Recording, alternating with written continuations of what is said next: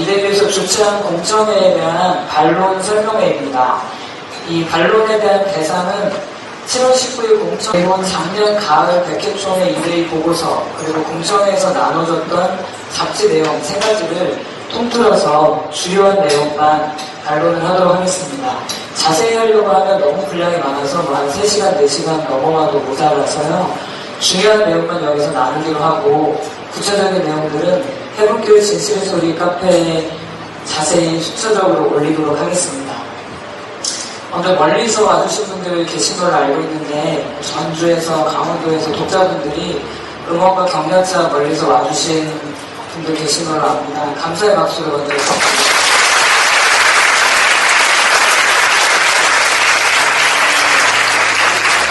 현재 스카이프로 지금 미국에서 신학 도와준 목사님이 같이 화상으로 참여하고 있고요. 그리고 해국교회 성도들과 또 교단 관계자들이나 관심 있는 분들 와주셔서 감사를 드립니다. 1부에서는 저서 사상에 대해서 주로 나누도록 하겠고요. 2부에 가면 이 저서 사상의 열매가 어떻게 삶에 맺어졌는가, 정원목사 개인의 삶과 그리고 해국교회 성도들, 독자들의 삶에 대해서 간단히 나누도록 하겠습니다. 설명회를 해서 보통 뭔가 이제 딱딱한 분위기를 생각하시고 지루하실까봐 일부러 이런 파티하우스를 빌렸습니다. 여러분 축제같이 생각하시고, 특히 독자분들은 정원 목사님 저서 사랑하시는데 모일 기회가 없어서 많이 아쉬우셨을 거예요. 뒤에 이후에 간식도 있고 즐거운 시간이 되시면 좋겠습니다.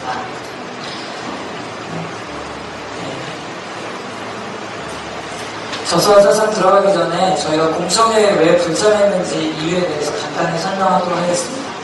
저희가 2014년 11월부터 지금까지 약 2년 가까이 거의 돼가죠. 합신총회 노회 이대위에 수많은 공문을 보냈습니다. 공문 분량을 따지자면은 공문들이죠. 864페이지 가량의 공문을 이미 교단에 발송을 했습니다. 2년 내에. 그에 대한 응답으로 교단에서 온 공문이 딱 한 장, 서신 딱 한 페이지가 왔어요. 이 한 페이지의 서신이 그나마 이 많은 공문들에 대한 적당한 응답이었다면 저희가 공청회에 참여를 했을 것입니다. 그러나 전혀 정당하지 않았을 뿐 아니라 거짓이 있었기 때문에 어차피 공청회에 가도 정당한 토론이 이루어지지 않겠구나 생각을 하고 공청회 참석을 포기했습니다. 이 한 장 서신에 온 내용이 뭔지만 같이 나눠보겠는데요. 이 864페이지 공문에 대해서는 진실의 소리 카페에 부분적으로 공개를 했습니다. 공문 목록인데요. 1번부터 쭉 처음에 보낸 것이 타명서였고 그 이후 내용들이 올라가고 있죠. 자세한 내용은 카페를 참조하시면 되고요. 반복된 내용도 있고 보냈는데 사유 없이 반송된 것도 있고 그래서 저희가 재차 보낸 것까지 합해서 864페이지입니다. 이거 잘 안 들리실 것 같아요. 합신에서 온 한 장의 공문 내용을 한번 같이 읽어보겠습니다. 첫 번째는 나중에 얘기하고 그래서 밑에서부터 올라가고 있습니다. 공청회에서 다룰 저서에 관한 신학적 자료는 백회총회 보고한 자료를 참조하시기 바랍니다. 8페이지짜리 보고서인데 저희가 설명회 전에 영상 띄웠던 보고서고 여기에는 본인이 그냥 단정적으로 이러이러하기 때문에 문제가 있다 이렇게 했을 뿐이지 정당한 신학적 자료가 없는 내용들입니다. 그래서 이 4번 내용은 저희가 생각하기에 2번부터 끝났죠? 문제가 있다고 생각이 됐고 2번에서는 원래 백회총회에서 정원 목사님 저서에 대한 1차 보고를 했다고 되어 있는데 저희가 교단 관계자분들하고 만나서 얘기를 나눠봤어요. 그랬더니 정원 목사님 저서에 대해서도 전혀 모르시고 사회부로 금지가 됐다는 걸 아는 분도 거의 없으신 거예요. 어떻게 됐나 굉장히 궁금했는데 최근 아름아름해서 알게 된 내용에 따르면 아마 거의 다른 문제 때문에 논의가 분분하다가 정원 목사님 내용은 뒤로 미뤄지고 어쩌면 그냥 다뤄지지 않기로 거의 마지막 날까지 미뤄졌다가 마지막에 그 이대위원들 중심으로 남아있을 때 갑작스럽게 통과가 됐다고 들었습니다. 제가 직접 참여해서 확인해보지는 않았지만 만약에 이게 사실이라면 왜 교단분들이 그렇게 이 사실을 몰랐는가 저희가 궁금히 여겼던 거에 대한 답을 될 것 같습니다. 사립총회 2차 보고를 하기로 하고 공청회를 진행하기로 했는데 그 사이에 목사님 소천하셨죠. 작년 11월에 소천하셨습니다. 별세에서 소명할 수 없기 때문에 저희가 공청회를 원치 않는다. 집합을 할 수가 없다. 우리는 저자가 아니기 때문에 연구를 해야 된다. 그러므로 서면 토론을 원한다. 이렇게 말씀을 드렸는데 그에 대해서는 아무 응답이 없었습니다.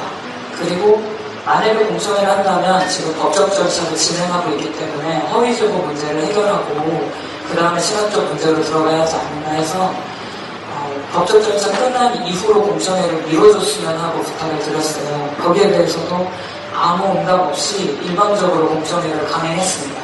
제가 8월 8일에 최종 고소인 진술을 마쳤어요. 그리고 공청회가 7월 19일날 했기 때문에 제일 바쁠 시간에 공청회가 진행된 것에 대해서 유감을 표합니다. 저희가 참여하지 못한 것을 안타깝게 여긴다고 하셨는데 만약에 정말 참여를 원했다면 저희가 요청한 대로 일정을 밀어주시는 것이 옳지 않나 싶습니다. 네 번째 아까 얘기한 것처럼 자료가 없는 것을 자료로 삼가고 하시는 것은 문제가 있었고 그리고 오늘 이 PPT에서 다룰 중요한 내용은 첫 번째입니다. 정원 목사 저서에 관한 보고서를 작성함에 있어서 귀하가 제기한 문제들이 없었음을 알려드립니다. 저희의 800페이지가 넘는 분석과 보고와 탄원서와 모든 것에 대한 한 줄의 평가입니다. 귀하가 제기한 문제들이 없었다. 과연 그러면 귀하가 제기한 문제, 귀하는 저희죠. 저희가 제기한 문제가 뭐였고 그리고 정말 그 문제가 없었는가 아니면 있었는가 살펴보도록 하겠습니다. 귀하가 제기한 문제를 저희가 제기한 문제는 크게 얘기하자면 연구 시작의 문제와 연구 과정의 문제 그리고 연구 결과의 문제입니다. 연구 시작도 거짓이고 연구 과정도 거짓이고 결과도 거짓이다. 이것이 저희가 공문으로 보낸 내용입니다.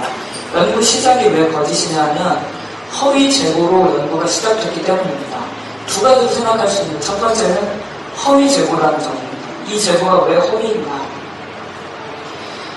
이 제보자가 해변교회 내에서 심각한 문제를 일으켰다는 것은 인터넷상에 저희가 공개했기 때문에 알려진 바입니다. 그리고 나서 반성하지 않고 거액의 헌금을 요구하고 자진 탈퇴한 이후에 인터넷상에서 이런 시비를 일으킬 뿐 아니라 허위 사실들을 유포하는데 본인도 허위임을 인지하고 있습니다. 많은 글들 위에 100% 사실이면 100% 허위라는 단서를 처음에 달고 시작하고 픽션이라는 표현은 사실과 허구를 조합한 소설이라는 뜻인데 이런 단서를 본인이 달고 글을 씁니다. 아마 명예훼손의 위험을 피해가려고 했는지 모르겠지만 본인도 허위라는 것을 알고 허위 유포를 하고 있습니다.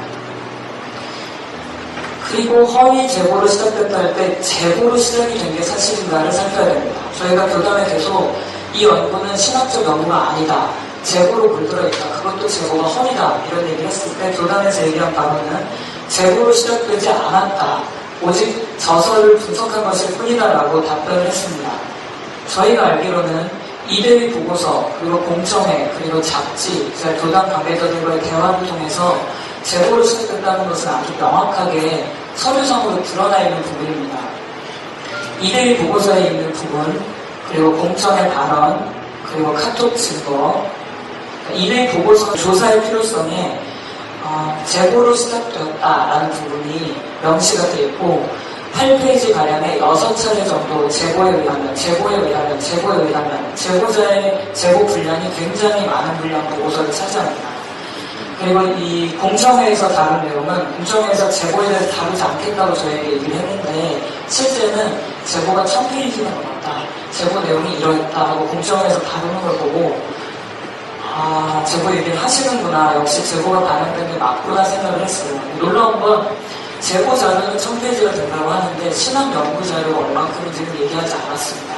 세 번째는 이 카톡 자료인데 비목사님으로 알려진 이 문제를 일으킨 목사님이 소속된 노회의 카톡 그 단톡방에 올라온 내용입니다. 해공교회 동목사 생활을 하다가 억울하게 쫓겨난 이 목사가 제보를 했다. 그리고 이 제보 때문에 99회 총회에서 이단성 조사하기로 결의를 했다. 제보로 시작했다는 것을 내부에서 명확하게 알리고 있습니다. 여기서도 거짓이 많은데 2014년 1월에 억울하게 쫓겨났다. 이것은 명백한 거짓이죠. 왜냐하면 저희 교회에서 자진 탈퇴를 하신 일자가 3월입니다. 그리고 억울하게 쫓겨난 것이 아니라 사실은 거의 범죄에 가까운 수많은 문제들이 있었고 저희가 그것을 용납하고 받아주려고 수많은 노력을 기울였기 때문입니다. 그래서 이단상담소의 피해 사실을 제보한 것, 그리고 이단성 조사를 결의한 것을 알게 돼서 해국교회에서 탄원서를 냈다는 것까지도 나왔는데, 이 짧은 카톡 내에도 많은 거짓들이 들어있습니다. 그리고 김 목사님 본인 카페 자료에도 실제로 본인이 쓴 글에 김 목사가 본인이 김 목사라고 쓰시잖아요. 이단 상담소의 피해 사실을 제보한 것과 명확하게 많은 자료들, 이 외에도 저희가 더 많은 자료를 제공할 수 있지만 시간상 생략하겠습니다. 시작이 일단 거짓으로 시작됐다면 단추가 잘못 끼워졌죠. 그렇기 때문에 연구 내용들이 다 아주 황당할 정도로 왜곡이 되어 있습니다. 연구 과정에 가장 영향을 심하게 미쳤던 것은 허위 제보자가 연구자와 결탁이 됐다는 것입니다. 이 부분에 대한 이단 사전 낙인의 문제가 먼저 뜨네요. 이단 사전 낙인의 문제는 저희가 탄원서를 제출했을 때 탄원서를 확인하거나 아니면 저희가 추가 자료를 내겠다고 요청한다든지 면담을 요청할 때 허용을 하셨어야 되는데 단 한 번의 연락이나 피해자 조사가 없었습니다. 그리고 저희가 탄원서를 낸 자체에 대해서 이것은 이단들의 전형적인 수법이다라고 얘기하셨는데 저희는 아직 연구 시작도 되기 전부터 이단들의 전형적인 수법으로 낙인이 찍힌 채로 연구가 진행이 됐습니다. 그래서 이미 결론이 내려져 있었기 때문에 연구 전에 이단이 됐기 때문에 이 모든 내용이 이단 낙인에 대한 결과로 맞춰지도록 왜곡이 되는 것을 이따가 보여드리긴 하겠습니다. 저희가 연구 과정 문제에 대해서 요청한 것이 어떤 것이었냐면 허위 제보자의 도덕성을 재조사해달라 하는 것이었습니다. 도덕성 문제에 대해서 재조사해달라는 요청을 교단이 한 이유는 저희가 법적인 절차로 가기를 원치 않았기 때문입니다. 가급적이면 세상 법에 의지하지 않고 교단 내에서 처리해주기를 바랬고, 그리고 노회 내에는 권지가 분명히 기입이 되어 있습니다. 그래서 소속 목사에 대한 도덕성 조사를 해야 마땅한데 저희가 여러 차례 요청을 하고 탄원서 재조사 요청을 하고 도덕성 조사 요청을 했는데도 한 번도 응답하지 않고 무응답 반송이 될 뿐 아니라 아직까지도 도덕성 조사를 거부하고 있다고 소식이 들려옵니다. 두 번째는 2대1 내교를 공개해달라는 얘기인데 2대1 내교 공개 요청을 한 이유는 아까 말씀드린 대로 연구자와 제보자가 결탁되거나 유착되는 것이 연구에 가장 치명적인 결정타를 줄 수 있기 때문에 연구자와 유착관계가 있어서는 안 된다는 것이 저의 생각이었습니다. 사적인 자리에서 이 목사님이 대표로 취임하시는 취임식에 같이 참여할 정도로 개인적인 친분이 있었다는 걸 알 수 있고 그 외에도 같은 단체 간사로 현재 일하고 계신 것을 볼 때 연구자 유착 문제가 심각합니다. 이것도 저희가 공문을 여러 번 요청을 하고 사실 확인을 부탁을 드렸는데 그 외에 독해력 부족, 신학적 자질 부족, 논증 요락, 왜곡 이런 문제에 대해서는 이후에 다루도록 하겠습니다. 이것도 저희가 공문으로 지적한 부분입니다. 그리고 연구 자료를 달라고 요청한 것도 아까 보신 대로 자료 요청이 거부됐죠. 결과가 거짓인 이유는 그 보고서에 탄원서가 거짓이라고 기입된 부분입니다. 조사 필요성 부분에 보면 탄원서가 심각한 내용이었으나 거짓으로 드러났다라고 기입이 되어 있는데 거짓으로 드러나려면 일단 가해자와 피해자 양측 진술과 조사가 필요한 게 정상적이죠. 그러면 가해자만 조사를 하고 그 입장만 듣고 피해자는 한마디도 듣지 않은 채로 거짓으로 드러났다 한다는 것은 허위 기입입니다. 그래서 저희가 탄원서 재조사해달라는 요청도 공문을 보냈지만 이것도 거부했습니다. 연구 결과에 저수와 사상에 대한 허위 결론 부분도 이후에 다루도록 하겠습니다. 연구 과정, 방금 전에 얘기한 연구 과정이 거짓이다, 연구 결론이 거짓이다, 이 두 가지를 이제 다뤄야 되는데요. 연구 과정이 거짓이다라는 부분에 부주의한 연구, 그리고 이해력 부족, 그리고 의도적인지 아닌지는 모르겠지만 왜곡한 부분, 그리고 신학적으로 본인이 이해도가 부족했는지 의도적인지 모르지만 신학적인 오류들입니다. 부주의한 연구는 공천의 내용을 기준으로 할 때 두 번만 읽고 이라는 줄을 알았다라고 얘기하시는 부분에서 저는 사실은 좀 놀랐습니다. 47권이 지금 발행되었고 3권은 절판을 저희가 해서 44권이 남아있는데 그 중에 2권만 읽고 이라는 줄을 알 수가 있는가, 저서 중심 사상을 거의 파악하지 않았다는 것을 보여줍니다. 책 제목도 이 2권 중에 책 제목 한 권은 정확한 제목을 모르시고 여러 차례 제목을 실수하십니다. 실제 원래 제목은 의식의 깨어남을 사모하라인데 영적 깨달음을 사모하라라고 하셨다가 영의 깨어남을 사모하라라고 하셨다가 계속 제목을 실수하십니다. 정말 진실하게 연구했으면 제목을 잊어버릴 수는 없죠. 그리고 책 전체 권수를 정확히 파악을 못하셔서 40몇 권인가 50여 권인가 저술하신 걸로 압니다. 이렇게 얘기하셨는데 정확하게로는 47권입니다. 교회 이름을 잘못 하셔서 크리스천 해문교회라고 언급하시는 내용을 제가 들었습니다. 적어도 교회 이름을 정확히 파악하셔야 됩니다. 그리고 인용한 내용의 각주가 저희가 꼼꼼히 다 각주 하나 살펴봤습니다. 각주 내용이 아예 없거나 아니면 틀리거나 본문 텍스트를 바꿔놓거나 왜곡한 내용들이 많이 있습니다. 그리고 판매 부수에 대해서 저희 출판사에서 아직 집계한 바가 없는데 50만 부 정도 팔렸다라고 확인 없이 얘기를 하셨는데 이 외에도 이데이 보고서에도 이것이 정말 사실이라면 큰일입니다. 이런 내용이 보고서에 기입됩니다. 보고서에는 사실 확인이 안 된 것은 기입을 안 해야 됩니다. 사실이라면 큰일이다. 아니면 아직 확인은 안 했지만 이 정도일 것이다. 이런 내용은 부주의한 연구 자세를 보여줍니다. 정원 목사님 안수민 학력에 대한 의혹적인데 이것은 2부에서 제가 자료를 보여드리도록 하겠습니다. 그 외에도 의도적으로 모독을 한다든지 저서에 정상적으로 기입된 내용을 약간 비꼬아서 비아냥거리는 방식으로 얘기를 해서 비웃음을 일으킨다든지 이런 부분이 연구 자세로서는 그리 적합치 않은 자세라고 느꼈습니다. 다음은 이해력 부족인데요. 이건 이해력 부족일지 아니면은 의도적으로 몰아가시는 건지 제가 확인해보지 않아서 모르겠습니다. 그렇지만 저서의 중요한 부분인데 이해가 안 된다. 쭉 어떤 부분을 읽으신 다음에 이해가 안 됩니다. 한참 읽으신 다음에 판단 알아서 하십시오. 아니면 이데이 보고서에도 이런 내용이 이해가 안 되고 난상적이다 이렇게 표현을 하셨는데 사실 이 내용은 아주 쉬운 내용이고 그리고 시각적으로 검증이 끝난 내용들이고 저희가 어린아이들한테 물어봐도 그 책 내용을 보여준다면 이해되니? 그러면 다 이해된다고 하는 내용입니다. 왜 이것이 이해가 안 됐는지 일단 살펴보겠습니다. 그날 나눠주신 잡지 내용에서 이 잡지에도 나타나고 사실 이데이 보고서에도 나타나는 내용이고 당일 공청회에도 비슷하게 있지만 성령의 내주하심과 성령의 나타나심에 대해서 혼돈을 겪으시는 부분을 많이 갖습니다. 정원 목사님 책에 보면 성령이 내주하신다 이거에 대해서 명확하게 기입을 하고 있고 그리고 성령이 내주하시는 성령이 나타나신다 그 나타나심과 내주하심은 다르다 이렇게 설명하고 있습니다. 우리는 성령을 새로 받는 것이 아니라 이미 내주하시는 성령의 역사가 밖으로 나타나는 것이다. 그리고 주의 영이 거하시지만 풍성하고 충만하게 성령의 충만을 받아야 된다 이런 내용들이 나옵니다. 이 내용이 이상한 내용이거나 이해가 안 되는 내용이 아닌데 앞에서는 내주했다고 하고 그 다음에는 또 나타났다 안 나타났다 하면서 인재 개념을 혼란하게 적어놓았다라고 말씀하셨는데 그렇지 않습니다. 이것은 일반적인 성경적인 개념이죠.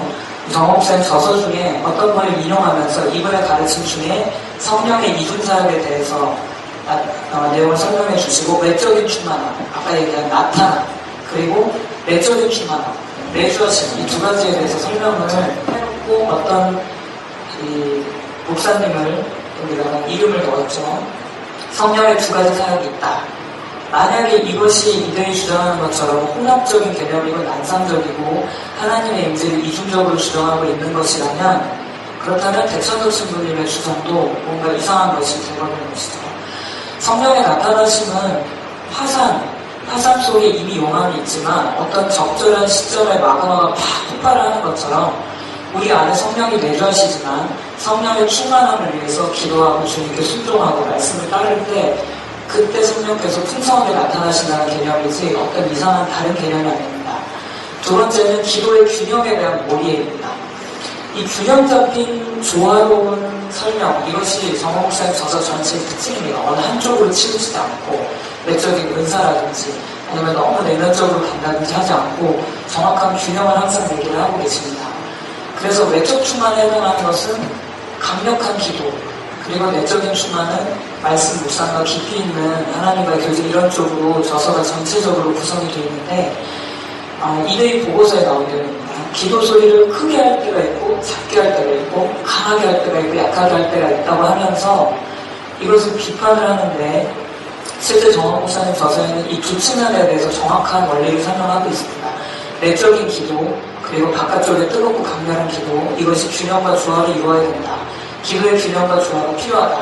이 내용을 원리적으로 정확히 설명해 놨기 때문에 누가 읽어도 이때는 이렇게 하면 되겠구나, 이럴 때 이렇게 하면 되겠구나 다 이해를 할 수 있어요. 이거에 대해서 어떻게 비판을 하셨냐면 어떨 땐 크게 하라 그러고 어떨 땐 작게 하라 그래서 결국은 정원 목사의 말이 정답이 되어버린다. 이게 정원 목사가 교주라는 증거다. 이런 식으로 몰아갑니다. 하지만 원리가 아주 명확하게 기입된 내용에 대해서 이해가 안 된다고 하는 것은 옳은 자세다.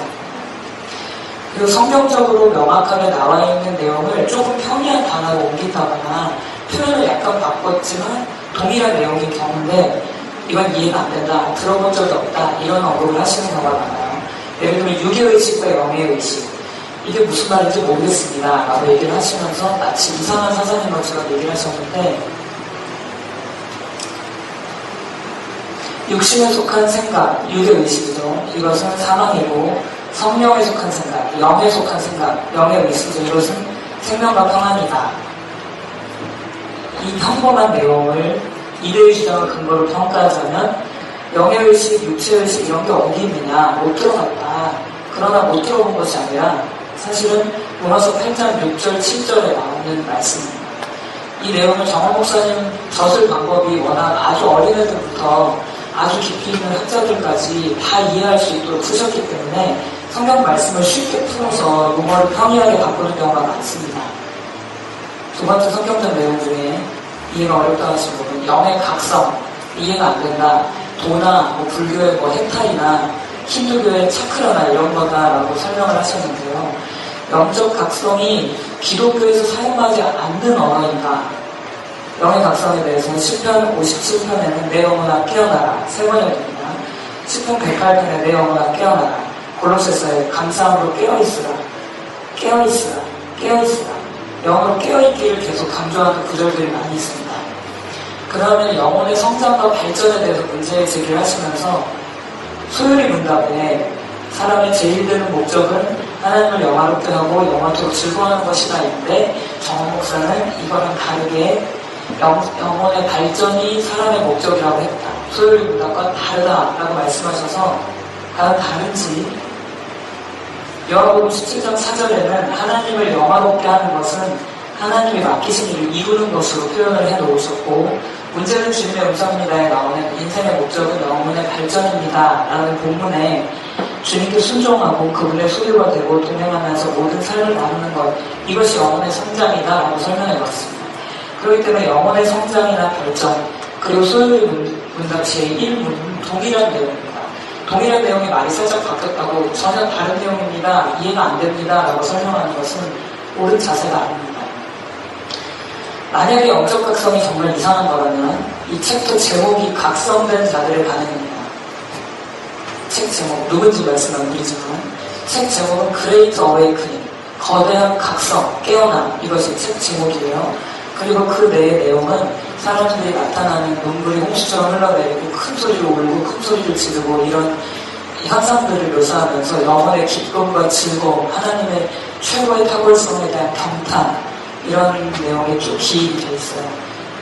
이게 만약에 이대위의 주장을 근거로 한다면 영혼의 각성은 힌두교나 불교의 승려들이 가르치는 것과 정확하게 일치한다, 헷탈이다, 뉴에이지다, 황홀경이다 라고 하겠지만 이 저서를 지은 분은 조나단 에드워즈입니다. 이 책 놀라운 부흥과 핵심 이야기 혹은 최근에 나온 부흥론을 참조하시면 이런 내용들이 많은 페이지에 기입이 되어 있습니다. 또 하나 퀴즈. 이거는 이 영혼의 깨어남에 대해서 얘기하면서 강하게 부르짖는 기도 이런 것은 아주 이상한 것으로 몰아가셨는데 실제로 폭포수 소리 같이 기도의 파도 소리 같은 성령의 은혜를 사모하는 간절한 영혼과 이 나라와 정치, 사회, 종교에 대한 이 절박함, 미기에 대한 절박함을 표현했던 이 기도의 현장도 그렇다면 이상하게 되겠죠. 울부짖고 이러니까. 그러나 사실 이것은 1907년 평양대공운동에 대한 묘사입니다. 한국교회 부르짖는 기도는 대부분 평양대공운동으로부터 기인됐다는 평가가 지배적입니다. 그리고 저희가 저희 교회에서 기도하고 있는 모습은 이런 것과 크게 다르지 않습니다. 영국 가정의 문제에서 첫 번째는 이해력 부족에 대해서 말씀을 드렸습니다. 두 번째는 신학적인 문제인데 신학적 문제를 두 가지로 나눠봤어요. 한 가지는 신학적인 자질에 대한 의혹. 그러니까 저희가 보기에는 이걸 이렇게 해석했다는 자체가 이분이 약간 신학적인 이해가 깊지 않구나라는 느낌을 주는 부분 한 챕터랑 다음 챕터는 보편적으로 이 부분에 대해서 기독교인들이 이단성이 있다라고 결론 내리지 않았는데 논증 없이 그냥 이건 이단성이 있다라고 몰아가는 부분입니다. 신학적 자질에서는 인간론 문제, 정원 목사님 저서의 인간론 먼저 보겠습니다. 우리는 하나님의 형상으로 지음받았다. 우리의 진짜 모습은 거룩함에 대한 열망, 하나님에 대한 사모함이다. 우리 안에 교만과 음란과 더럽고 속이 좁고 치사하고 이런 게 있지만 그러나 우리가 죄를 즐거워하거나 음란을 사모하거나 정욕을 숭배하거나 이러기 때문이 아니라 우리는 거룩해지고 싶지만 그러나 넘어지는 것이다. 우리의 본질은 하나님의 형상이고 아름다운 것이다. 다만 마귀의 꼬임에 빠져서 왜곡이 되었기 때문에 십자가에서 저주를 끝내러 담당하신 주님의 은혜를 받아들이면 왜곡에서 벗어나서 다시 아름다운 형상으로 돌아갈 수 있다. 이것이 이 정원 목사님 저서에 나타난 인간론입니다. 제가 알기로는 가장 건전하고 성경적인 인간론으로 알고 있습니다. 이 부분에 대해서 비판하면서 인간이 음란의 영, 그런 마귀의 속임 때문에 음란한 진행이 많이 되느냐, 인간은 원래 음란하다. 인간 원래 음란하지 않습니까? 여러분도 아시지 않습니까? 이렇게 언급을 하십니다. 제가 보기에 오히려 그 부분이 그렇게 언급하신 내용이 성경적이지는 않다고 생각이 듭니다. 두 번째는 세계관. 성경에 적힌 세계관은 믿음, 보지 못하는 것들이 먼저 우선되고 그리고 나중에 나타난 것이 보이는 것. 보이지 않는 하나님의 약속, 믿음, 이것이 우선이고 그리고 나서 그 약속의 성취가 보이는 세계에 나타나는 것으로 되어 있습니다. 태초에는 말씀이 먼저 계시고 그리고 말씀이 피조 세계를 만드는 것으로 되어 있습니다.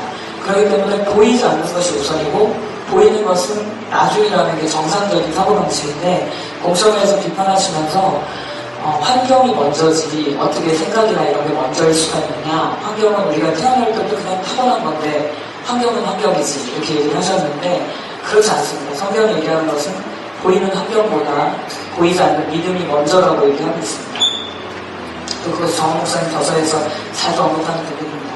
그 다음에 신문인데요. 신문은 좀 어렵지만 그냥 여기 참석한 분 중에 이해하시는 분 이해하실 것 같아서 간단히 넘어가겠습니다. 공천의 발제자이신 박 목사님 얘기하신 말씀으로는 유다와 다말에 대한 얘기 언급하시면서 성부 하나님과 성자 하나님을 동일한 분으로 얘기하면서 양태론적인 삼위일체다 이렇게 몰아가셨는데 이 본문은 그런 내용을 언급한 신학적인 그 텍스트가 아닙니다. 상징적으로 하나님과의 관계를 설명해 준 것이죠. 만약에 이것이 문제가 있다면 요 밑에 이에 너를 지으신 자는 내 남편이시라. 그는 구속자이시다. 만약 그렇다면 남편이고 구속자니까 이 성경 말씀이 양태론으로 몰아갈 수도 있겠죠. 그러나 그렇지 않습니다. 만약에 양태론이 아닌 것을 확증하려면 삼위 하나님에 대한 언급이 명확하게 있으면 이건 양태론이 아니라는 증거인데 정원 목사님 저서를 보도록 하겠습니다. 지금 이 공간에 임하시는 주님의 나오는 그 앞부분에는 하나님에 대해서 제1위에 대해서 설명하고 그 다음에 제2위로 넘어와서 예수님에 대해 설명하고 그분은 사대성인이나 그런 분이 아니라 그분은 하나님이시다. 육체를 입고 오셨다. 그리고 제3위에 대해서 얘기하고 1위, 2위, 3위 이 3위에 대해서 명확하게 설명하는 기 텍스트가 있습니다. 이 내용은 양태론을 주장한다고 도저히 볼 수가 없는 내용이죠. 이 텍스트를 그냥 지나치셨거나 아니면은 의도적으로 왜곡하셨거나 둘 중에 하나입니다.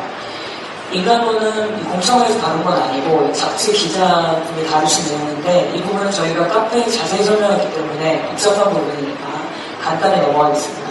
인간론에서 보통 이원론으로 몰아가서 육체랑 영혼이 마치 다른 존재인 것처럼 해서 영지주의로 몰아가는 경우가 많이 있는데 정원 목사님 저서에는 영혼과 육체로 한 존재로 구성되어 있고 그리고 물질을 악하게 보거나 육체를 악하게 보지 않고 몸은 영혼의 표현으로 보기 때문에 아주 건전하고 아주 깔끔한 성경적인 인간론입니다. 이것을 이원론으로 볼 수가 없어요. 이건 이분설이라고 볼 수 있겠죠. 이분설을 이원론으로 착각한다는 것은 신학적인 오류거나 아니면 이해 부족이거나 둘 중에 하나일 것입니다. 구원론에 대해서도 아마 문제 제기를 하신 것 같은데, 정원 목사님의 구원론은 십자가의 용서와 사랑, 이것을 받아들여야 한다. 자기 행위를 덧붙이면 안 되고 스스로 의로워지려고 하면 안 된다. 하나님의 용서와 사랑에는 조건이 없다. 이것이 목사님 저서에 일반적으로 수많은 페이지가 나오는 구원론입니다. 이 내용에 대해서는 저희가 다 PPT로 보여드리기에는 분량이 많아서 책자를 만들었는데요. 여기 1부 내용에 1부, 2부 내용에 아마 구원론, 인간론 이런 관련된 정원 목사님 저서 내용이 실려 있습니다. 이거는 전체 중에 아주 일부분이고 다 찾으면 몇백 페이지가 되는 내용이 비슷한 주제로 계속 등장합니다. 성화론도 어떻게 하면 행위구원으로 몰아가 볼까 이런 의도가 좀 많이 보였어요. 왜냐하면 끼워 맞출 수 없는 내용들을 많이 끼워 맞추셔서. 그렇지만 성화론에 대해서도 명확합니다. 물질 자체나 몸 자체를 부정적으로 여겨서 뭔가 고행을 한다든지 수행을 하는 이런 식으로 몰아갈 수가 없어요. 왜냐하면 물질이나 육체를 부정적으로 생각한 구절이 없기 때문입니다. 그리고 성화가 인간의 노력으로 이루어지지 않고 은혜와 안식으로 이루어진다. 이것은 저서에 너무나 많이 강조된 내용이기 때문에 더 말할 필요가 없겠죠. 이런 인간론, 신론, 기독론, 구원론, 이 신학적인 건전성에 대해서 저서에서 핵심 구절만 찾은 내용이 550페이지 정도 됩니다. 저희가 다 보여드리거나 실을 수가 없습니다.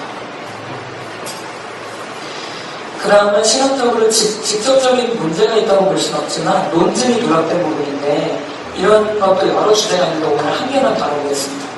귀신이 성도 안에 들어오는 것이 비성경적이다, 그러므로 이단이다, 이렇게 결론을 내리셨어요. 보고서나 공청회에서. 방송에도 이건 좀 나왔습니다.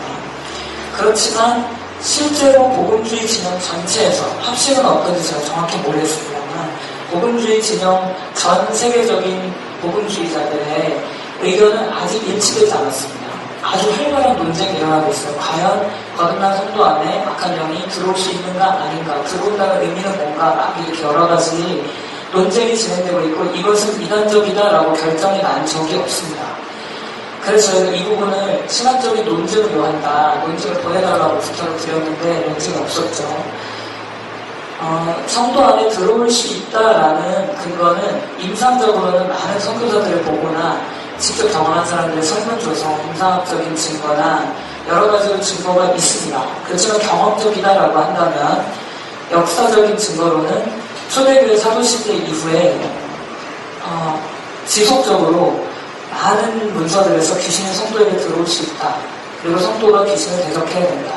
회심자 교육 이후에 죽기 사역이 있어야 된다. 세례를 행할 때도 죽기의식이 있어야 된다. 이 문서는 너무 많습니다. 저희가 이걸 다 정리할 수가 없어서 지금 이 주제, 귀신이 과연 거듭난 성도 안에 들어올 수 있는가 주제는 소논문으로 하나 정리를 했습니다. 필요하신 분들이니까 복사본을 가져오실 수가 있겠습니다. 성서적 고찰로 드러나는 가정명, 과연 이런 언급이 성경에 있는가? 한 가지 결론을 내리기 위해서는 아까 말한 대로 임상적인 자료, 그리고 시각적인, 역사적인 연구, 그리고 성서적인 연구, 신학적인 연구, 이 네 가지가 다 조합이 이루어야 한 결론이 납니다. 성서적인 고찰로 볼 때는 베드로가 이르되 아나니아야 어찌하여 사단이 내 마음에 가득하여 라고 표현을 했어요. 아나니아가 거듭난 성도가 아닌가, 여기에 물론 이론이 있을 수도 있겠지만 일반적으로 아나니아는 초대교회에 거듭난 성도였습니다. 그리고 여기에서 실족하고 넘어진 다음에 만약에 이 사람이 거듭난 성도가 아니었다면 믿지 않는 사람들을 두려워할지라도 믿는 사람들은 안 두려워했을 텐데, 아나니아 사건 이후에 믿는 성도들도 굉장히 두려움과 경외심에 사로잡힌 것을 볼 때 믿는 성도들에게 일어날 수 있는 현상이라는 것입니다. 사단이 내 마음에 가득하여, 언어로 보면은 플레로, 가득하다, 채우다, 사단이 내 마음에 가득히 채울 수 있다는 것인데, 이 구절은 성령의 충만함을 받으라, 이 동일한 언어, 가득하다, 충만하다, 채우다, 같은 단어를 사용했습니다. 성령이 채우는 방식과 동일한 비슷한 방식으로 악한 영의 영향력이 채울 수가 있다. 그것도 거듭난 성도에게 가능하다라는 것을 성경이 일단 보여주고 있습니다. 이것은 다만 거듭남이 취소된다기보다는 외부에서 마음 안으로, 외부에서 안으로 채워 들어가는 것을 의미하는 용어입니다. 비슷한 구절이 또 있죠. 죄가 너희 죽을 몸을 지배하지 못하게 하여. 몸은 소마라는 한 공간, 몸이라는 공간을 의미하고, 지배한다라는 것은 그 공간을 통치하고 다스리고 점유하는 걸 의미합니다. 그래서 몸을 점유할 수 있다. 다만 영향력을 행사하는 것이지 중심까지 차지하는 것은 아니라는 것을 유추할 수 있겠죠. 성서적인 관찰. 이 이슈는 그래서 현재 복음주의권에서 활발하게 논의가 되고 있고 아주 저명한 학자들 중에 이것을 찬성하는 사람들이 많이 있습니다. 현대 학자들은 좀 잘 모르실 테니까 옛날 사람으로 치면 루터라든지 아니면은 마틴 루이드 존스라든지 저서에 보면 비슷한 내용들, 대적기도가 필요하다 이런 내용들을 언급을 하고 있어요. 그리고 신학적인 합의가 이루어지지 않았는데 비성경적이다라고 논증 없이 단정을 내려버린 다음에 그러니까 이단이다 이렇게 몰아가는 것은 옳은 자세가 아닙니다. 그리고 들어올 수 없다라고 주장을 한 다음에 많은 임상 경험과 신학적인 연구를 통해서 수정하는 사람들도 많이 나타나고 있습니다. 그래서 신학적인 고찰에 이데이 위원들이 만약 실수를 한 부분이 있다면 귀신이 성도 안에 들어온다라는 이 들어온다라는 표현을 잘 이해하지 못한 게 아닐까 싶습니다. 왜냐하면 그날 논의가 언급하는 걸 볼 때 성도 안에 그럼 들어오면 구원의 안전감이 사라지지 않겠는가, 구원을 귀신이 들어오면 잃어버렸다가 나가면 얻었다 그러는 게 아니냐 하는데 그런 의미가 아닙니다. 귀신이라는 것은 우리가 귀신의 소유가 된다라는 뜻이 아니라 귀신이 고통을 주고 영향력을 미치고 외부에서 압력을 가한다라는 뜻입니다. 이 정도의 뜻이라면 이것은 구원론에 있어서나 성경적으로 전혀 무리가 되지 않는 주장이죠. 그렇다면 정원 목사는 그렇게 주장을 하신 게 맞는가?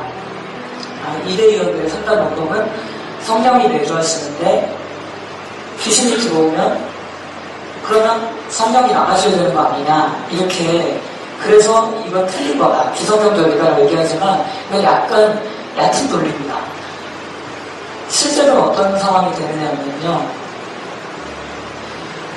그리스도에 들어올 수 있느냐 없느냐 하는 것은 오랫동안 중요한 논쟁거리라는 것을 대적기도 1권에 이미 서두에 언급을 했습니다. 이 논쟁이 될 것 같아서.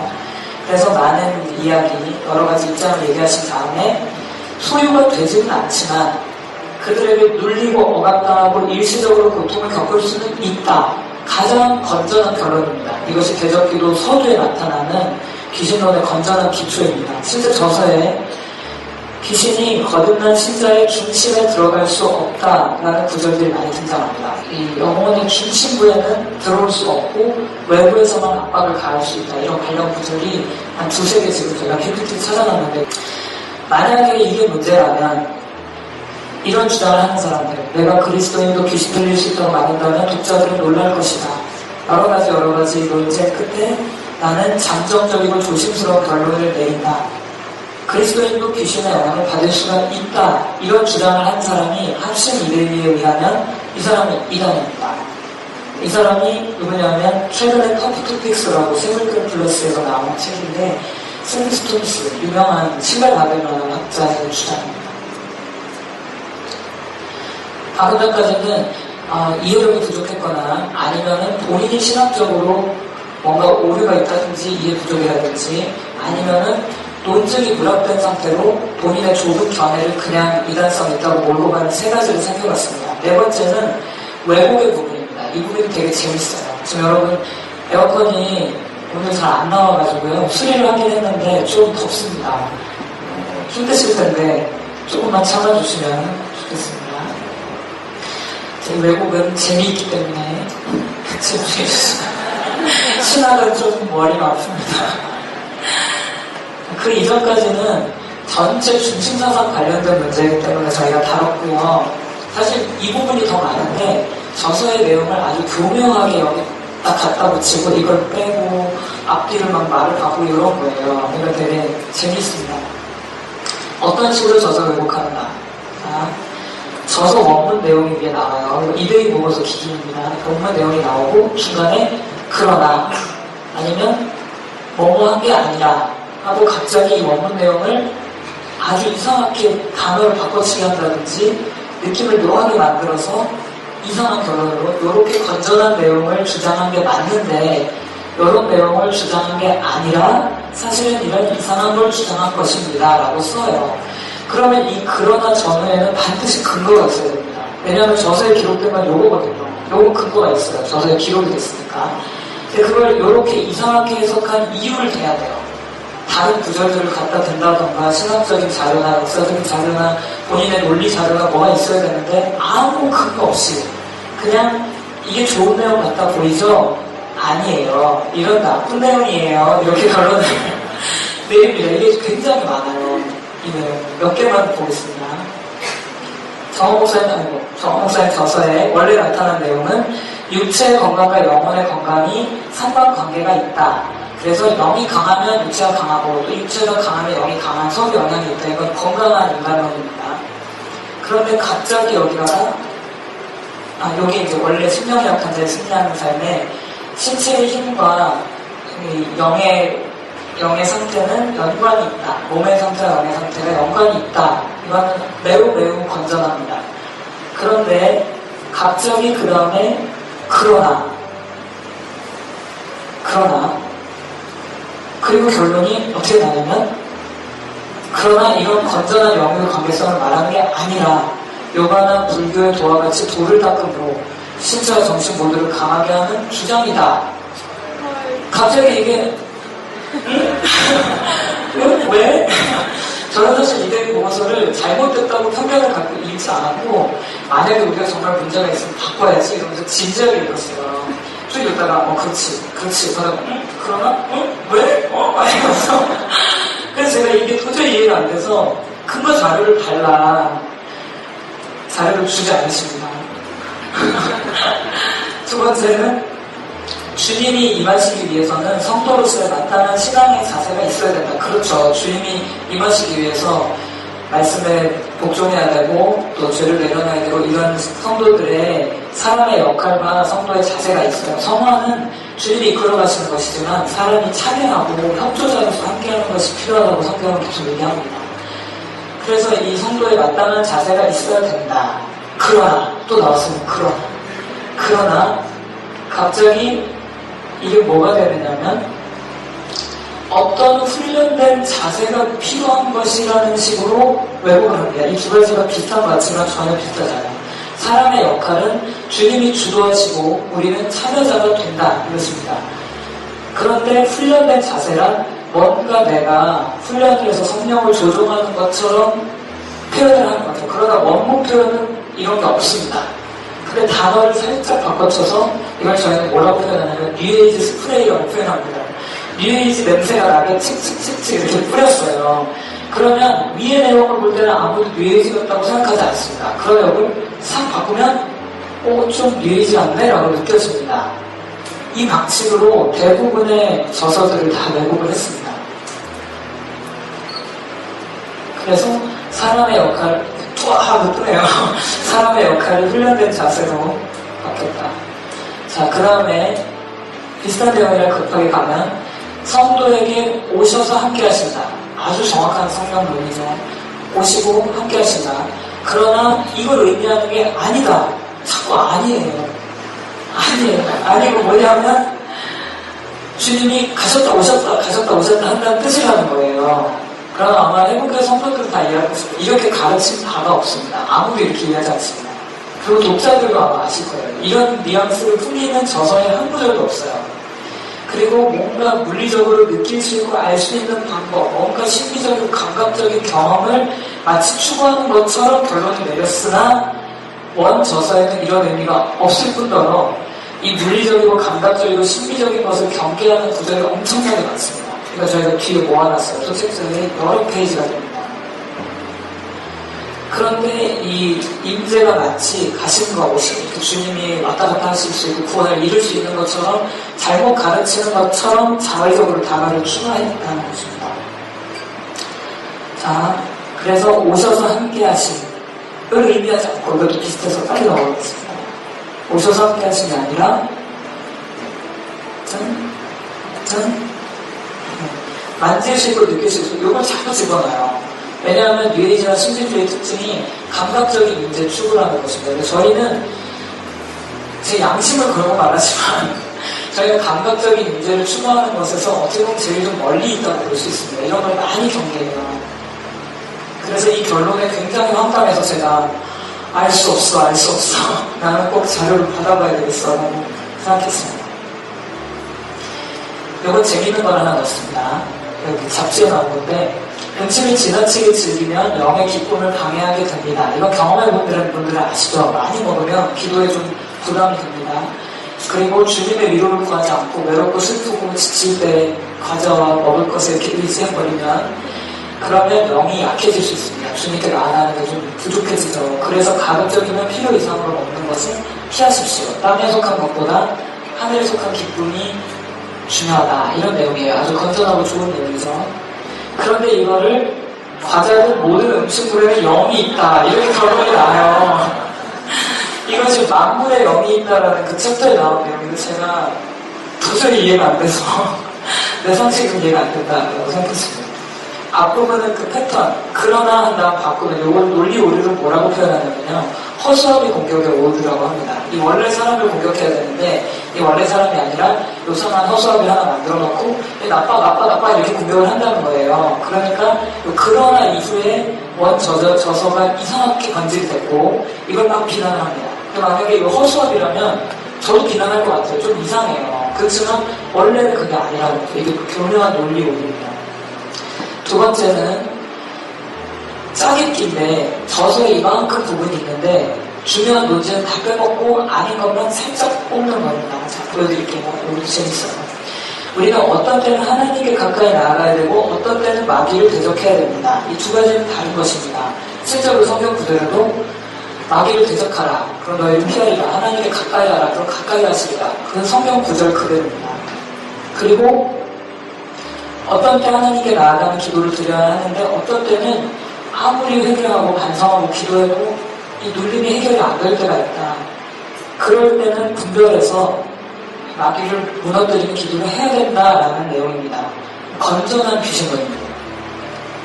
지극히 건전합니다. 이 일부분 어떤 때는 회개가 소용이 없었습니다. 기도하는 것도 소용이 없어서 그래서 악한 영들에게 대적하는 기도를 했다는 이 내용을 어떤 때는 이런 거 다 빼고 그냥 회개가 소용이 없고 주님께 기도하는 것도 소용이 없다. 그래서 우리가 기도는 소용이 없다고 말한다. 무조건 다 대적하라고 말한다라고 결론을 내렸습니다.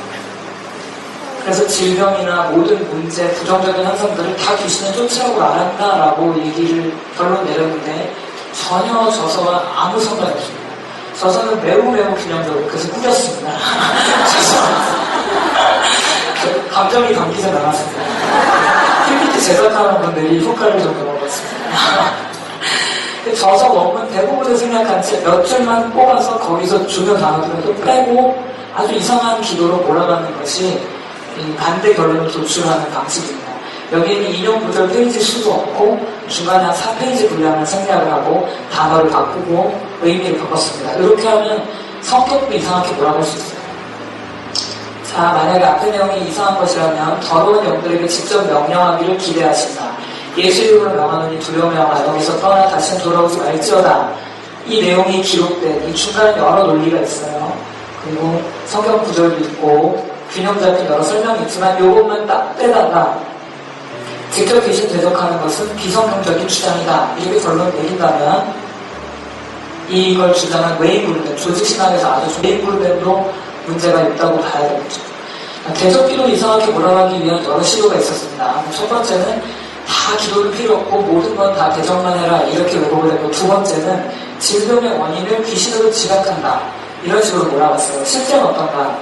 실제는 모든 병들이 악한 영 때문에 생기는 것으로 생각하지 않습니다. 자연적인 원인, 영적인 원인도 있습니다. 배가 아프면 나쁜 걸 먹어서 아픈 경우도 있고 굶어서 아픈 경우도 있고 식중독 때문에 경우도 있고 많은 경우가 있다. 그 다음에 관련 구절이 여기 많이 있습니다. 질병의 근원은 다양하다 가지고 한 두세 페이지, 세네 페이지 모을 수 있는데 이거 외에도 더 많습니다. 여기 부분만 실었습니다. 그 다음에 죄의 책임.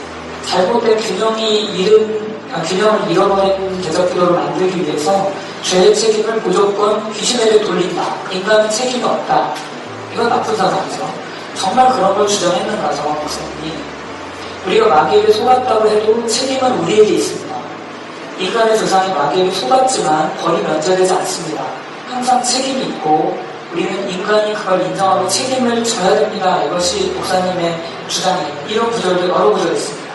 근데 이걸 갑자기 아무 근거 없이 모든 책임을 귀신에게 돌린다라고 설명을 했어요. 이건 잘못되거든요.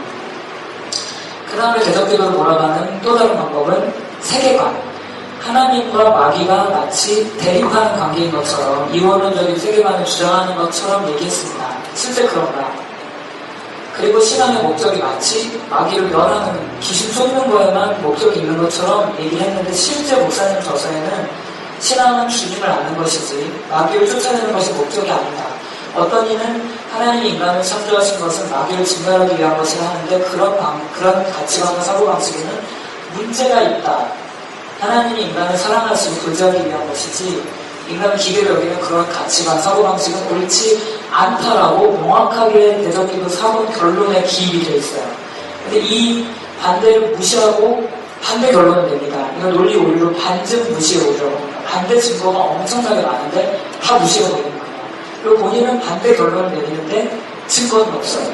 이것이 반증 무시의 오류. 이 방식도 왜곡에 많이 사용됐습니다. 이런 여러 가지 방식을 통해서 건전한 저서를 이렇게 저렇게 다 왜곡을 시킨 결과 어떤 결론이 내려졌는가. 대적기도 아까 말씀드린 대로 건전한 세계관, 건전한 죄 책임에 대한 문제, 질병의 문제 모든 게 건전합니다. 중심 사상을 요약해보자면 대적기도는 그 자체가 목적이 아니라 주님을 아는 것이고 경험하는 것이고 주님께 가까이 나아가는 것이 목적이고 그 방해인 마귀를 제거하는 것이 뿐이다. 이것이 대적기도 전편에 수없이 많은 구절이 증거하는 내용입니다. 대표 구절 하나만 지금 여기 넣었는데 이 외에도 많은 구절들이 있습니다. 그리고 대적기도에서 나머지 공격한 게 뭐냐면 어떻게 생각을 통해서 악한 영이 들어올 수 있느냐. 그리고 더러운 영, 무슨 영 하는 것은 이상한 세상이다. 이런 내용이에요. 퀴즈를 이번에 넘어가겠습니다. 사단이나 아니면 사단 친구들이 있나봐요. 그의 친구들이 만들어낸 감정, 이런 악한 생각들을 마음속에 사단이 넣어준다. 자, 이 주장이 이래의 방식으로 비판한다면 잘못된 신앙이에요. 그러나 찰스 스폴전의 승리가 보장된 싸움에 기인된 내용입니다. 그리고 이런 영, 저런 영, 그런 게 모두 다 나쁜 것이라면 분노의 영, 절망이나 좌절의 영, 두려움의 영, 여기서 떠나 다시 돌아오지 말지어다. 이런 내용도 무슨 영 이렇게 해서 이단 사상 베낀 거다라고 하겠지만 이 내용은 아까 말씀드린 웨이브로 된 책에서 인용한 내용입니다. 어떤 건전한 책이든지 일부만 딱 따다가 반대 증거는 다 무시하고 다 짜깁게 하면 이상한 사상이 될 수 있다는 얘기죠. 호흡기도를 이상한 사상이라고 건드리는 내용 중에 대표적인 건 두 주제입니다. 호흡기도 자체의 원래 주제는 주님을 갈망하고 사랑하기 위해서 어떻게 하면 온종일 기도를 멈추지 않을 수 있을까? 어떻게 하면 걸으면서, 먹으면서, 사람들과 대화하면서 모든 시간에 그리스도를 의식하고 주님을 경배하고 높일 수 있을까? 이 고민에서 시작된 것이 호흡기도죠. 대표 구절은 이 기도의 중심은 오직 그리스도를 사랑하는 것이다. 그리고 사모함이 있어야 한다. 그리스도를 갈망하는 사람만 이 기도를 드릴 수 있다. 기계적으로 드릴 수 있는 기도가 아니다. 사랑을 통해서 나오는 기도다. 이것이 호흡기도의 중심 주제인데 이것을 두 가지로 몰아갔습니다. 첫 번째는 중언부언입니다. 중언부언은 일반적으로 의미 없는 말을 의미 없이 그냥 마음을 안 담고 기계적으로 반복하는 걸 중언부언이라고 해요. 가나다라 이런 거. 이런 건 중언부언이죠. 아무 의미가 없죠. 그렇지만 예수 호흡기도는 예수님 나를 불쌍히 여겨주십시오. 예수 충만. 이런 것은 신론, 구원론, 인간론, 기독론, 성화론 모든 것을 추격한 성경 66권 모든 내용을 추격한 가장 핵심 단어입니다. 예수, 나를 불쌍히 여기소서. 예수로 충만케 된다. 이것을 계속 반복한다는 것이 왜 중언부언이 되는지 저는 사실 잘 이해가 되지 않습니다. 그 단어를 간절함 없이 기계적으로 반복할 수가 있나요? 우리가 예수 이름을 부를 때 기계적으로 가나다라 하듯이 할 수가 있나요? 그 피에 젖은 그 이름을 우리가 간절한 마음으로 어떻게 안 부를 수가 있습니까? 예수 기도에서 그래서 중원부원이란 반복해서 장황하게 늘어놓는 것이다 라고 이미 설명을 했고, 그리고 우리가 하는 것은 그런 것이 아니다 라고 얘기를 했어요.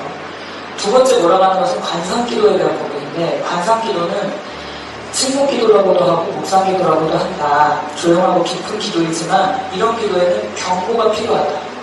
위험 요소가 많이 있다라고 이미 저서에 기입이 되어 있습니다. 관상기도는 일치되지 않는다는 얘기예요. 실제로 저희가 시간이 없어서 다 증명하지 못하지만 기독교, 신분, 인간한테 중식 사상에 있어서 호흡기도랑 관상기도는 전혀 다른 내용입니다.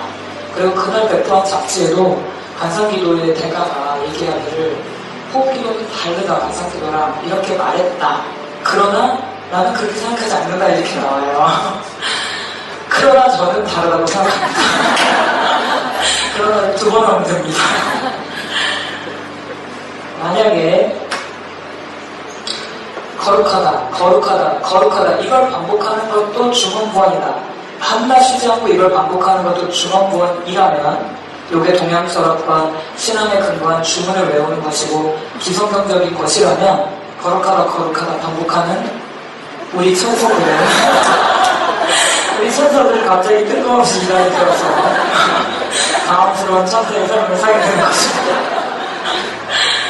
네, 지금 호흡기도까지 왔습니다. 그 다음 문제는 주님의 음성입니다. 이 제목을 보시면 주제가 나와요. 보통은 문제는 해결해야 된다. 문제 해결을 가르칩니다. 그러나 문제는 해결돼야 될 것이 아니라 그 문제를 통해서 주님이 뭔가 가르치시려는 것이 있다. 그것을 배우고 들어야 된다. 이것이 이 저서의 핵심이에요. 문제가 주님의 음성이라는 것입니다. 어떤 분이 책 신청하다가 실수로 주님의 음성에 문제가 있습니까? 한번 주세요. 저희가 주님의 음성에는 문제가 없는데요. 네, 중심사상은 말씀드린 대로 양심의 소리, 환경, 마음의 소원, 감동 이것을 통해서 주님이 우리에게 끊임없이 말하신다. 주님은 한 번 오셔서 딱 구원하고 그냥 멀리 떨어져 계신 분이 아니라 우리 삶의 사소한 사건과 모든 삶에서 우리와 동행하시면서 말씀하신다. 정말 아름다운 그런 사상이죠. 그리고 아주 성경적입니다. 대표 구절은 문제는 주님의 음성입니다. 그것은 주님이 깨닫게 하시기 위해서 주시는 것입니다. 문제 자체를 막 해결하려고 하지 말고 거기서 주님의 뜻을 찾으세요. 이게 대표 구절이에요. 이걸 어떻게 몰고 갔냐면 이들이 보고서는 아니고 다른 그날 참석하신 또 다른 분이 인터넷에 기고하신 글에 문제는 주님의 음성입니다. 기복주의로 몰고 가는 내용을 보고 제가 깜짝 놀랐습니다. 그건 도저히 기복주의로 갈 수가 없는 내용들이에요. 그러니까 부분을 따면 얼마든지 할 수 있죠. 자, 사소한 일에서도 주님을 찾는다. 그렇지만 사소한 일에서 주님을 찾는다고 해서 너무 과민하게 모든 것을 영적으로 이렇게 해서는 안 된다는 균형을 위한 구절도 많이 있어요. 만약에 고장이 났다. 오늘 저희 에어컨도 고장이 나는데 영적으로만 해석하고 대응하는 것은 아닙니다. 저희 오늘 그 AS 기사를 불렀습니다. 그 컴프레셔가 고장이 났다는 것을 확인하고 지금 고쳤는데 아직 잘 작동은 안 되네요. 여튼 당연히 고장이 날 수가 있고 일반적인 문제들은 AS를 해서 고침을 받아야 됩니다. 다른 내용에서도 영적 병을 만회하면 모든 거를 영적 전쟁 노이로제처럼 할 수가 있는데, 예를 들면 사역 후에 방에 열쇠를 받았는데 문이 안 열려서 막이야 이렇게 막 대접을 했는데 나중에 보니까 기름이 묻어 있었다. 그래서 휴지를 깎으니까 잘 열렸다. 이 내용이 정원 목사님 저서에 있는 내용입니다. 두 구절 다. 사람들이 너무 과민하게 하나를 들으면 너무 과도하게 극단으로 갈 위험이 있기 때문에 극단을 바로잡아주는 구절을 항상 같이 적어줬어요. 왜 이렇게 말했다가 저렇게 말했다가 하느냐라고 얘기하시지만 사실 여러분 현대에서 움직여 보셨는지 모르겠지만 걸어가다가 이쪽으로 치우치면 왼쪽으로 가 왼쪽으로 그렇구나 하다가 왼쪽으로 가라는 얘기만 듣고 너무 이렇게 나면 오른쪽으로 이렇게 하죠. 이것은 이 말을 했다 저 말을 했다가 아니라 정확한 정균형과 건전한 상태가 있고 이쪽으로 갈 위험과 이쪽으로 갈 위험 양쪽을 다 주의시켜주는 것이 저서의 특징입니다. 심령이 약한 자도 아까 말씀드린 대로 육체와 영혼의 건강한 상호관계에 대해서 다루는 내용이고, 그리고 몸에 힘을 준다든지 운동을 한다든지 걷는다든지 이런 것이 필요하다. 그렇게 나쁜 내용이 아님에도 대표적으로 또 있죠. 영혼의 힘이 강해질 때 자유함이 있고 이 목표, 영적인 건강함은 나 자신의 강건함을 위해서가 아니라 하나님의 사람이 되기 위해서다. 결국은 모든 목적은 주님께 굴복되는 것이다. 그것이 바로 진정한 자유다. 이게 이제 저서의 핵심 내용입니다. 이걸 어떻게 몰고 가냐면 수련을 막 해서 훈련을 해서 어떤 도나 뭐 불교나 이런 훈련을 해서 해탈을 하려고 한다. 그러나 저희 목적은 해탈과 아무 상관이 없고 저희는 주님께 순종하고 굴복하고 주님을 따르기를 원하는 게 목적입니다. 만약에 저런 게 이상하다면 기도할 때 몸이 엎드리면 영혼도 엎드린다. 기도에서 몸의 태도는 매우 중요하다. 기도에 무릎을 꿇고 있는 것 이게 중요하다. 이런 태도와 자세를 얘기하고 영혼의 상태와 몸의 상태가 연관이 있다. 이 내용이 거의 비슷하다 보니 이걸 이대로 주장을 한다면 영육관계성이 아니라 불교의 도와 같이 신체 정신 모두를 강하게 하는 것이다라고 주장하겠지만 이것은 기도에 대한 저술로 유명한 이은 바운즈의 책에 있는데 한 개만 더 할게요.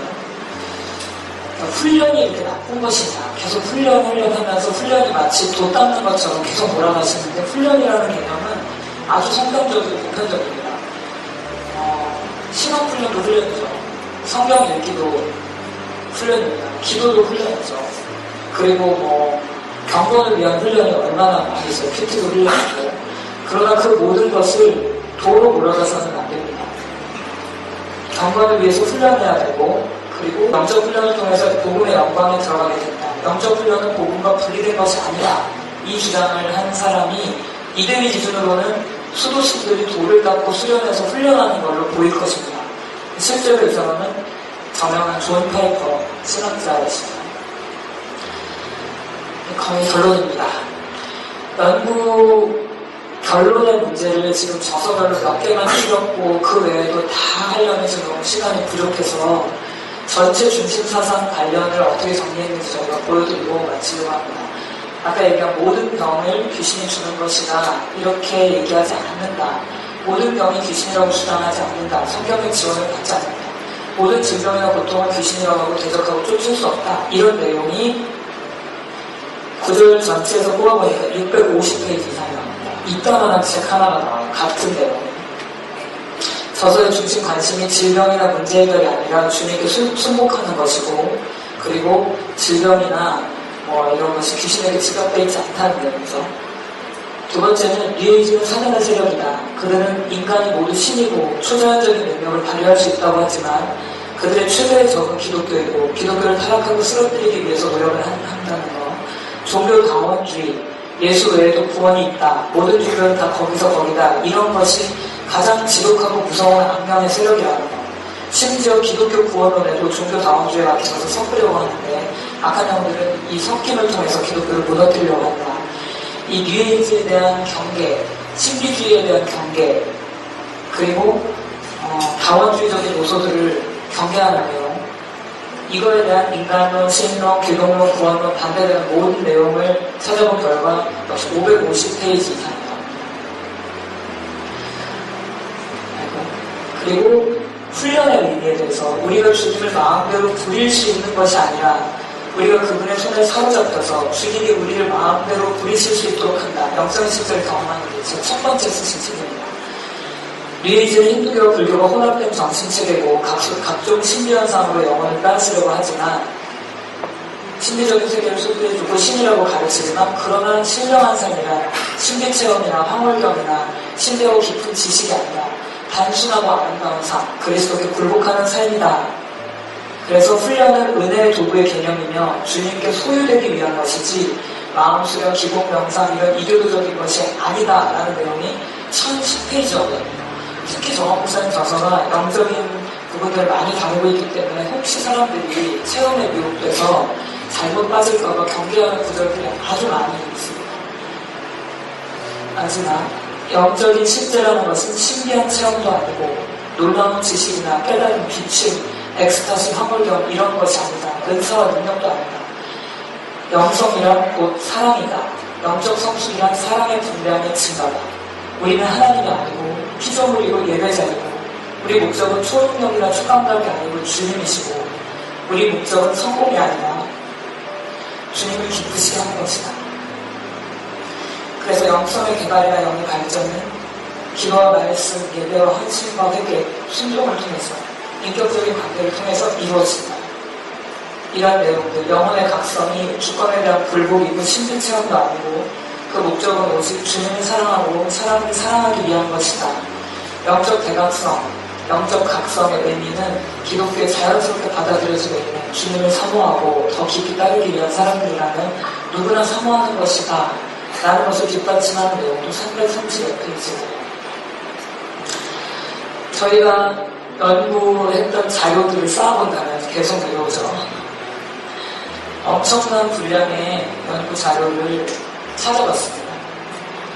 수천 페이지 될 거예요, 아마. 저희가 지금 책도 새로 산 게 엄청 많고, 논문 자료 다 찾고, 이따가 참고 자료 한번 저희가 쭉 띄워드릴 텐데, 이 자료를 찾는 식으로 왜 해야겠냐면, 아까 말한 결론이 이해가 안 되는 부분이 전부예요. 저는 사실은 읽어보고, 수정할 부분이 있다고 느껴지면 진실로 수정하기를 원했습니다. 왜냐하면 정원 목사님도 생전에 사람이 늘 배우고 발전하는 것이기 때문에 어떤 비판이 들어왔을 때 고칠 것이 있으면 고치라고 늘 말씀하셔서 저도 저서에 만약 문제가 있다면 올바른 지적이라 한다면 언제든지 수용하고 고치려고 준비를 하고 읽었어요. 도저히 이해할 수 없는 결론입니다. 여러분 지금 보셔서 아시겠지만 뭔가 근접하다든지 비슷하기라도 하면 제가 그렇겠다라고 이해할 수 있는데 완전히 반대. 그것도 1000페이지 이상 가라앉은 반대 구절을 다 무시하고 500페이지 이상 반대 구절을 다 무시하고 그리고 일방적으로 결론을 내렸는데 자료가 없어요. 도대체 어떤 신학적인 관점과 사고방식으로 이런 결론이 나왔을까를 알고 싶어서 합신 관련된 합신 신학과 그리고 전체 복음주의 진영에서 인정하는 신학자들의 책을 다 모았습니다. 그리고 외국 저서, 외국 논문 자료, 또 우리나라 저서들 막 여러 가지를 살펴봤습니다. 왜냐하면 저희가 주관적이면 안 되기 때문에 객관적으로 틀릴 수 있다고 생각했기 때문에 아무리 객관적으로 보려고 해도 이해가 안 되는 거죠. 그래서 제가 참고 자료를 요청했습니다. 그리고 이에 대해서 본 답은 아까 말씀드린 대로 그 8페이지, 그러나로 정처된 8페이지 보고서 이것만 참고하라라는 것입니다. 여기에 대한 단정적인 결론 외에는 참고할 수 있는 각주도 없고 참고 자료 뒤에 색임도 없고 아무것도 없습니다. 무엇을 참고하라고 하는 것인지 제가 이해가 안 돼서 그러면 공청할 때라도 자세히 얘기를 해주시겠지 하고 열심히 들어봤습니다. 역시 없습니다. 오직 A는 B와 같다. 왜냐하면 내가 잘 알기 때문이다. 이런 방식이에요. 내가 10여 년 동안 연구해서 잘 아는데 이거는 이거랑 똑같아. 그래서 어떤 분이 나중에 질문하는 걸 제가 들었어요. 그거가 뭡니까? 왜 똑같다고 하십니까? 질문을 막았습니다. 근거 없는 결론은 합리적이지 않을 뿐 아니라 동기를 의심하게 만들죠. 그래서 신학적, 성경적, 역사적 근거 자료가 전무한 보고서였다는 것이 저희로서는 받아들이기 어려운 이유였고 공청에 참여하기가 어려운 이유였습니다. 지금까지 쭉 PPT로 보여드린 것이 사실은 저희가 공무원으로 문제 제기를 기초적인 것을 다 했어요. 그렇지만 하나도 답이 돌아오지 않았습니다. 결론 내린 최근 보도에 나온 자료나 공청의 결론에서도 결론은 이방사상을 거룩한 옷을 입혀서 기독교인 것처럼 하는 것이다 라고 결론 내린 것을 봤습니다. 그러나 근거는 없습니다. 다만 약간 비슷한 단어가 하나 비슷하거나 표현이 살짝 비슷하거나 그러면 그냥 무조건 같다고 했어요. 이게 과연 좋은 결론 도출 방식인가?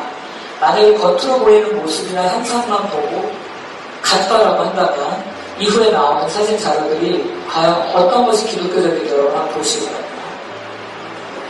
A. 기도하는 모습. B. 비슷하죠? C. 점점 헷갈려지고 있습니다. D. 자, 이 중에 3개는 기독교인이고 주님께 기도하고 있는 것이고 1개는 이교도입니다. ABCD 중에 맞춰보세요. A다. B다. 모르겠죠? C다. D다. 모르겠죠? 정답은 B입니다. 힘들게 기도하는 장면이에요. 외적인 모습이 비슷하다고 얘가 이교도인데 너희도 비슷하게 기도하니까 너희도 다 이교도야. 이런 식의 논리 도출을 하고 있어요.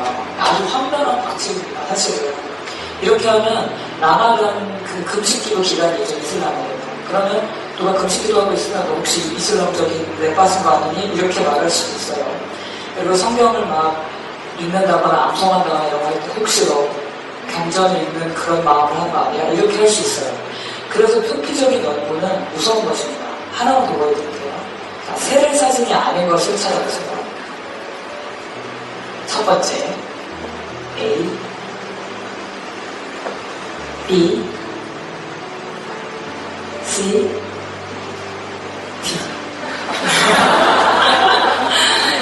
보통 이 D를 많이 찝으시더라고요. 표정이 저렇게 웃을 수가 없다. 정답은 C입니다. C. 이게 힌두교의 그 겐지스 강에서 목욕하는 그 의식이 있대요.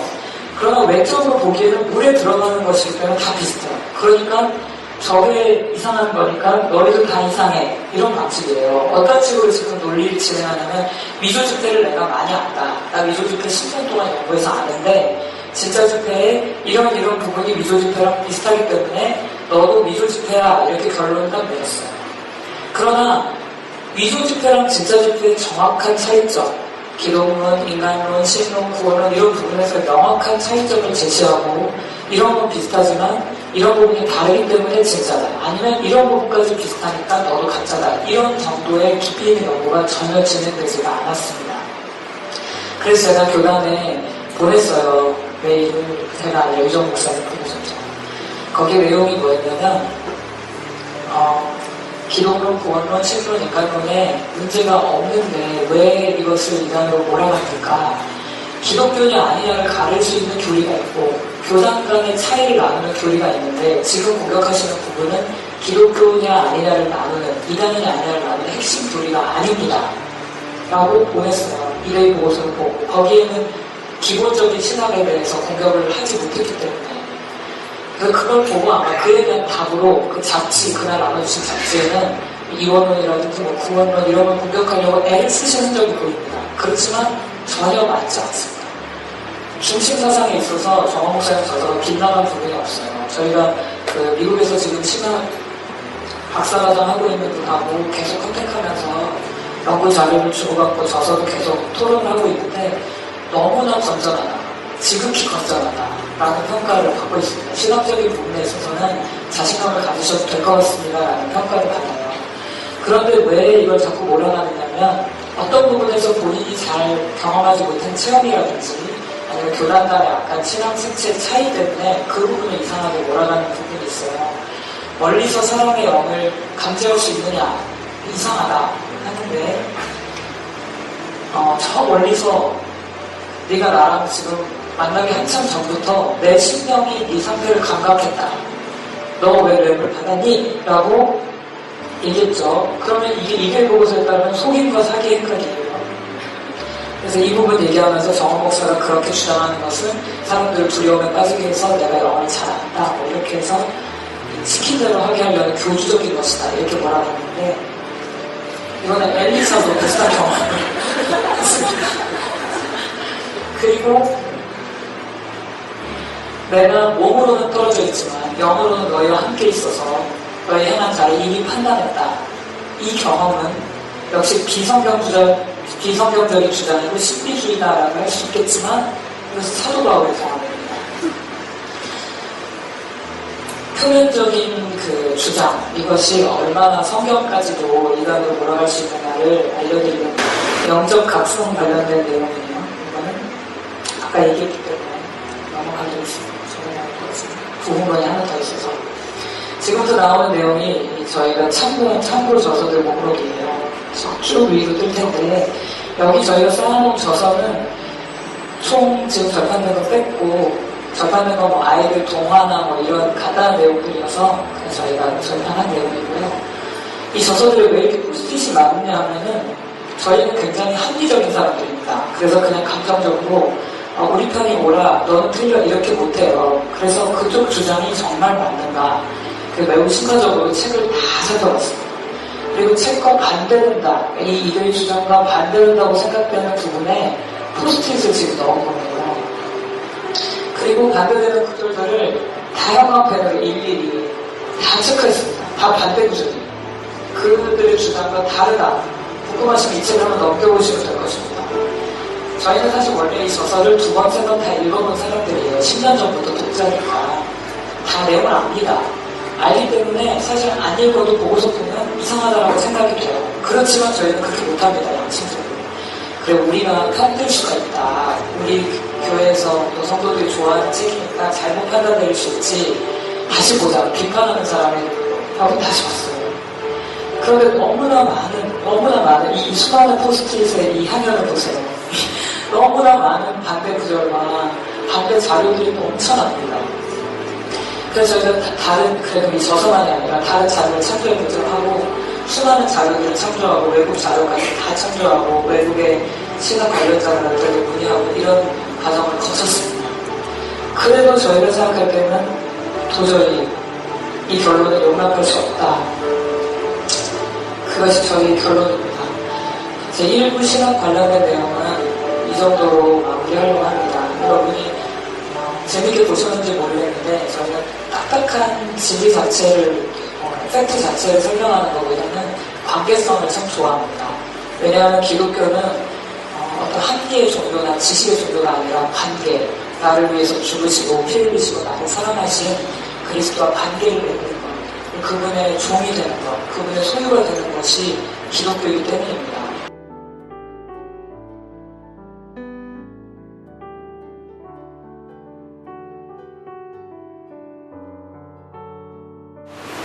마지막 마무리하면서 같이 기도하고 마치도록 하겠습니다. 다 같이 한번 기도하겠습니다. 한국교회가 감당해야 될 직면한 많은 현안들과 과제들이 있고, 통일을 비롯해서 우리가 거쳐가야 할 교회 회복을 위해서, 부흥을 위해서 감당해야 될 많은 기도 제목이 있습니다.